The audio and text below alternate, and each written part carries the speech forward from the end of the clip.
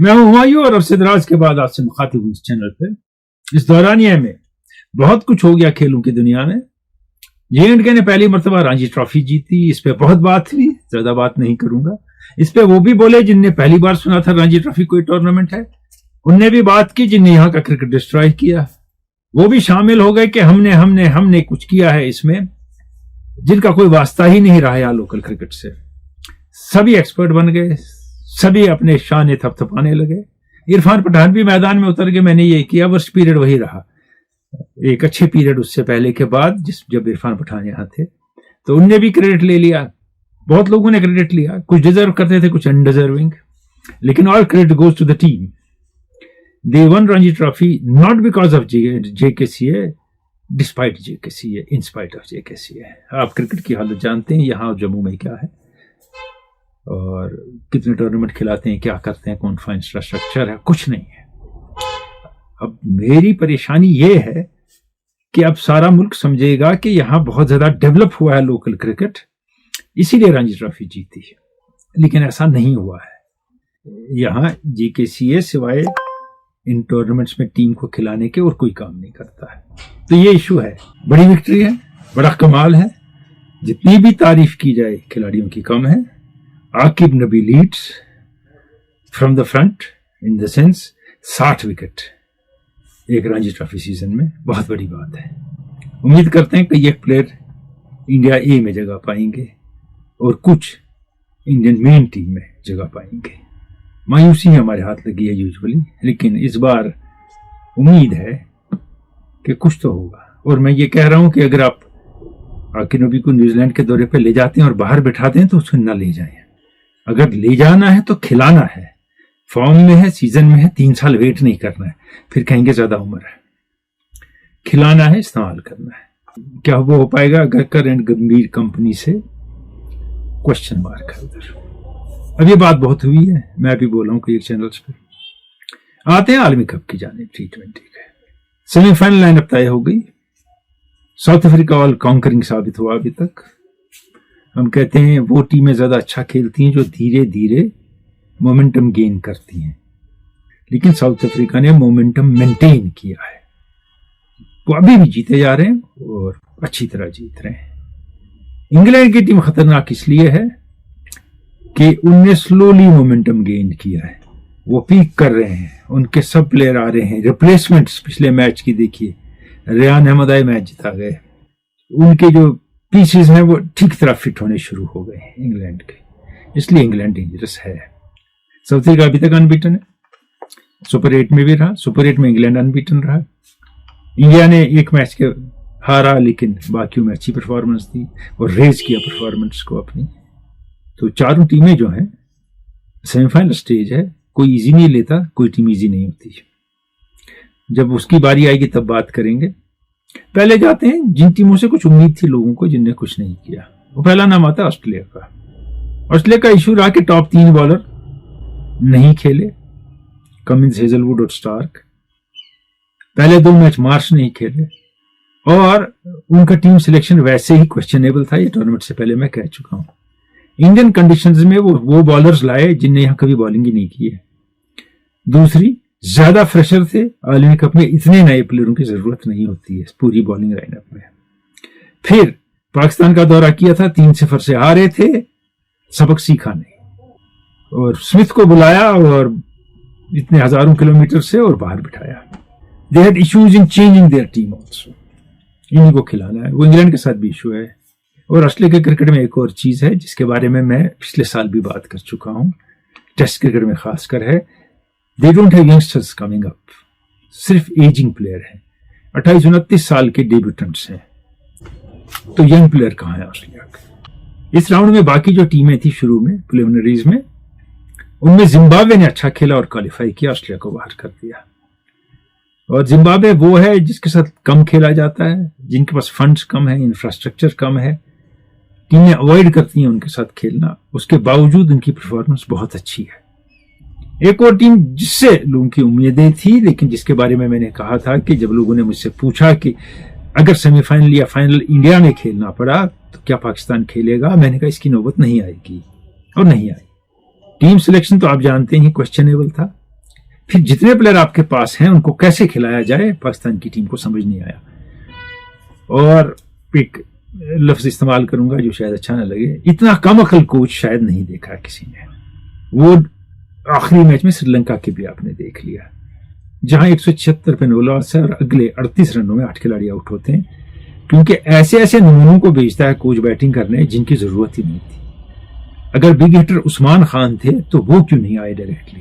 शादाब, नवाज, कौन कौन आ रहा है?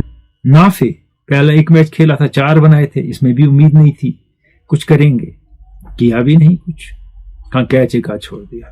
तो पाकिस्तान से उम्मीद भी नहीं थी और Pakistan was reluctant to change their game. ये नहीं कि बाबर आजम ने स्लो खेला, मैं वो कह रहा हूं, वो गेम इन द सेंस के पहले मैच के बाद ही फखर जमान को ओपन करना था और सायम अयूब को 3 पे और बाबर को 4 पे, या बाबर को 3 पे सायम अयूब को 4 पे, 5 पे बाबर की जगह नहीं है, वो टीम में नहीं फिट बैठते। नवाज खेलते रहे, किसी मैच में थोड़ी बॉलिंग ठीक की, वो भी जब मैच खत्म हो गया था विकेट ले लिया, किसी में 1-2 हिट मारे। ना वो पूरे बैट्समैन है ना बॉलर नजर आते हैं। Shadab is past his prime.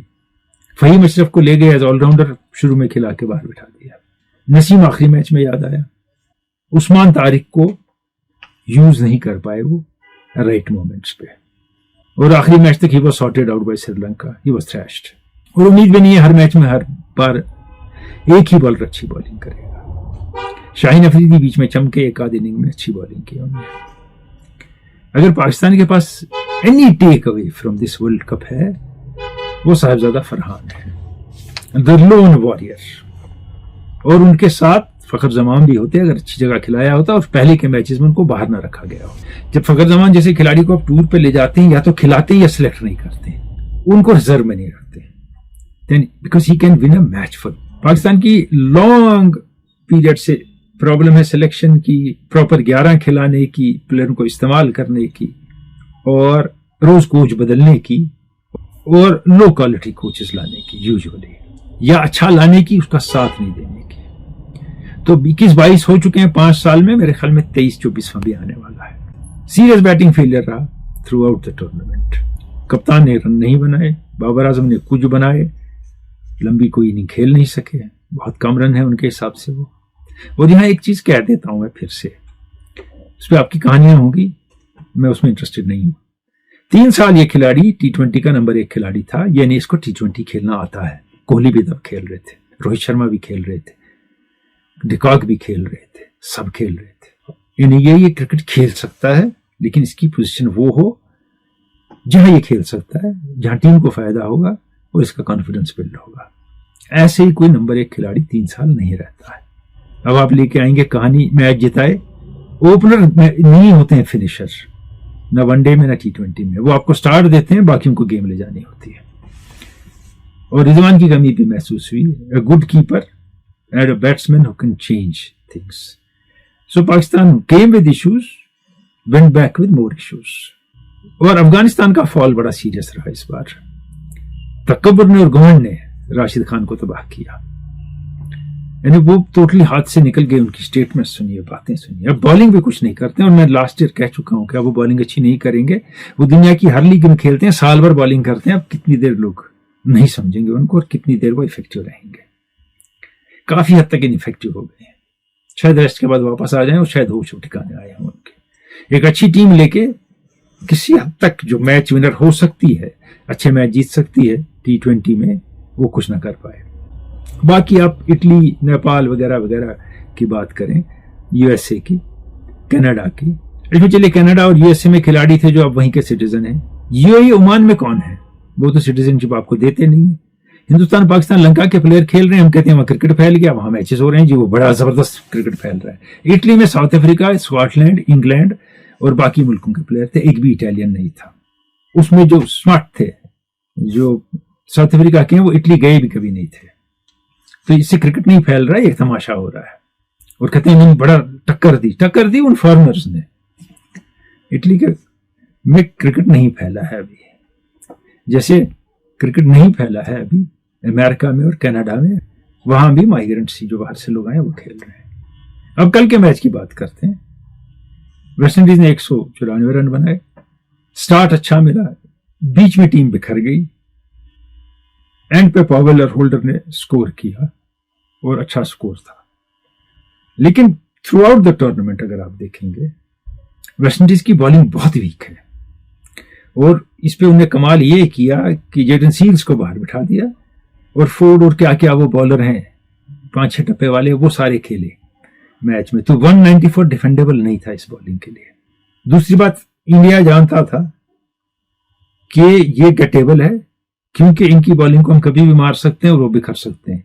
शमर Joseph को देखिए, पहला ओवर 3-4 रन, विकेट, खेल नहीं पाए। उसके बाद 15 रन से कम किसी ओवर में नहीं। पिछले 3-4 मैच जो इंडिया के स्टार्ट में कैंपेन में जिनने मैचेस जिताई, ईशान किशन, वो अब नहीं चले। Abhishek Sharma is still trying to sort out how to play in a world cup. लेकिन मास्टर मूव इंडिया की रही एक कि पिछले 2 मैच में रिंकू सिंह की जगह वो ले आए खेलने के लिए संजू सैमसन को, जिसको द्रविड़ ने सब हर वक्त बाहर ही रखा, रोहित शर्मा ने, और गंभीर भी कम ही चांस देते रहे, लेकिन देते रहे। और दोनों मैच में पहले में स्टार्ट अच्छा दिया और जो डू और डाई मैच में एक 97 रन की लाजवाब इनिंग खेल के मैच जिता दिया, जिसमें बाकी सारे टॉप बैट्समैन फेल हुए इनिंग में। तिलक वर्मा ने अच्छा खेला और वो हर वक्त अच्छा खेलते हैं, बहुत अच्छा प्रोस्पेक्ट है, बहुत अच्छे खिलाड़ी हैं। और इन बिटवीन इंडिया ने एक मैच में वॉशिंगटन सुंदर को खिलाया, क्योंकि उनको रखना है टीम में। तो अक्षर पटेल को बाहर रखा, बहुत बुरा साबित हुआ वो टीम के लिए। और अक्षर पटेल वापस आ गए, अच्छी बात है। लेकिन कहीं जब इंडिया अगले मैच में जाएगा तो कुलदीप यादव की जगह बनानी होगी टीम में, जब इंडिया इंग्लैंड के साथ खेलेगा, क्योंकि ब्रुक के बगैर बाकी खिलाड़ियों के पांव वैसे नहीं चलते हैं स्पिनर के खिलाफ, इंग्लैंड के जैसे चलने चाहिए। सारे प्लेयर पीछे खेलते हैं स्पिनर को, स्पिनर ऊपर चढ़ जाते हैं हर इनिंग में, हर टीम के आगे आने में श्योर नहीं है बैट्समैन। वो कुलदीप यादव अच्छे साबित हो सकते। अब जगह बनती है नहीं, क्या अर्शदीप की बनती है, ये भी डाउटफुल है, सोचना होगा। और विकेट बनाना इंडिया के हाथ में है, तो स्लो टर्निंग विकेट होगा।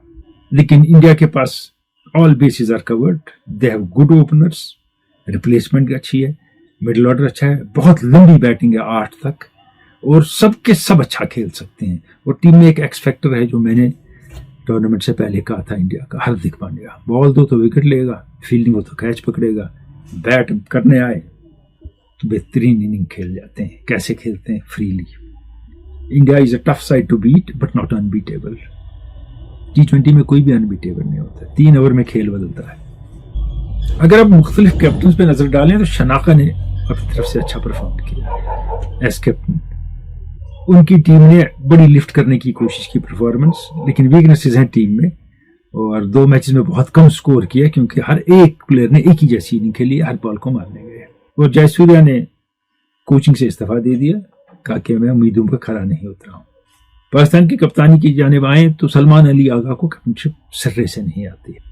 जब श्रीलंका के साथ बैट्समैन टिक रहे हैं, रन बनने शुरू हो गए हैं, तो वही आड़े टेढ़े स्पिनर से बॉलिंग करा रहे हैं। जिसको 18 रन पड़े वो दूसरा ओवर कर रहा है, शाहीन अफरीदी वापस नहीं आ रहे हैं, वो लास्ट ओवर का इंतजार है। फील्ड प्लेसिंग उनकी काफी कैजुअल सी है, आप रिपीटली चेंज कर सकते हैं, वो शौक नहीं रखते हैं। वो रख दी तो रख दी। अब मैच देखें इंग्लैंड का या मैच देखें इंडिया का, 2 रन हर जगह अवेलेबल रखे उन्होंने बैट्समैन के लिए, और कभी किसी बॉलर को भूल जाते हैं। और बैटिंग ऑर्डर में मेरे लगता है मेरा कोई से नहीं है उनका, तो इसलिए उनकी चलती कुछ नहीं उसमें। पहले उनकी जगह नहीं बनती T20 में परफॉर्मेंसेस देख के। एक और कप्तान है जिसने एक्सेल किया, वो है सिकंदर रजा, बैटिंग, बॉलिंग और टीम का टेम्पो मेंटेन करने में। और उनके बैट्समैन बेनेट ने भी एक्सेल। ब्रुक ने he had started leading from front and he has become very confident। वो जो इनिंग उनने खेली पाकिस्तान के साथ, 6 टूर्नामेंट की बेस्ट इनिंग्स है। माकरम बहुत एग्रेसिव है, he means business with his bat and his bowling, और उनके पास बॉलिंग लाइनअप अच्छी भी है। और माकरम की आंखों में दिखता है अब कि वो कुछ करने आए हैं, और उनके फैसले वैसे ही हैं मैदान पे, हाफ हार्टेड कोई फैसला नहीं। न्यूजीलैंड के कप्तान सैंटनर उनकी टीम के मोस्ट डेंजरस प्लेयर हैं। बॉलिंग करें तो कुछ भी करेंगे, बैटिंग में पासा पलट सकते हैं, और अपनी टीम को हैंडल अच्छा करते हैं। लेकिन प्रेशर में उनके बॉलिंग चेंजेस बड़े कमजोर होते हैं। वो कुछ बॉलर्स को सिरे से भूल जाते हैं। सोडी को एक मैच में भूल गए, हेनरी को वापस लाना भूल गए, और भी नोटिस किया होगा उनके थिंक टैंक ने। सूर्य कुमार यादव की जानिब आए, अभी भी कैप्टनशिप में वो गंभीर पे डिपेंडेंट है, लेकिन थोड़ी बेहतर हो गए हैं पहले से। अब घड़ी घड़ी बाहर नहीं देखते हैं इशारे के लिए। खुद शुरू में अच्छा स्कोर किया, एक दो मैच में नहीं किया उनने, लेकिन फॉर्म में है, और ये बड़ा असर होता है कैप्टनशिप पे जब प्लेयर खुद भी फॉर्म में और कंट्रीब्यूट कर रहा हो। तो सूर्य कुमार यादव की कैप्टनशिप भी रीजनेबल है। सेमीफाइनल मरहला है। मैंने कहा था टूर्नामेंट से पहले 4 में से 3 टीमों का सेमीफाइनल में पहुंचेंगी। इंग्लैंड को मैंने नहीं कहा था, इंग्लैंड की जगह मैंने वेस्ट इंडीज को रखा था सेमीफाइनल लाइनअप में। तो इंग्लैंड ने सरप्राइज अस एंड दे में surprise till the end now. India की बात की थी मैंने, न्यूजीलैंड और साउथ अफ्रीका को भी कहा था कि तीनों पोटेंशियल विनर है।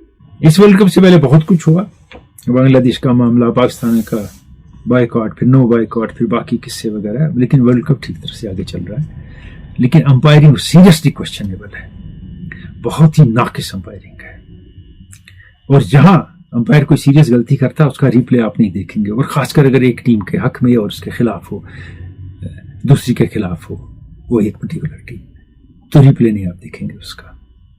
जिम्बाब्वे और इंडिया के मैच में इंडियन बैट्समैन और स्टंप्स के दरमियान से बॉल चली गई और वाइड बॉल दी अंपायर ने, between the stumps and the batsman where he was standing. Then replay नहीं देखा आपने। ये बाकी सारी टीमों के साथ भी, मैं इंडिया की बात नहीं कर रहा हूं। पाकिस्तान की जो आखिरी बॉल शाहीन आफरीदी ने की श्रीलंका के साथ, वाइड बॉल थी, नहीं दी अंपायर ने। और थर्ड और फोर्थ अंपायर भी मजाक ही बन गए हैं। वो नसीम शाह का रन आउट देख के लगा मुझे। एक सिंपल बात है, ये मैंने इशू रेज किया था सोशल मीडिया पे भी। आप 2 रन दौड़े हैं, हिट किसने मारी है? उस्मान खान ने। बैट्समैन के साइड की क्रीज किसकी है? आप जब वो 3रा रन दौड़े, उस्मान खान की। उस्मान खान वापस अपनी क्रीज में है जब बेल गिराए जाते हैं, यानी वो अपनी जगह वापस पहुंचे हैं।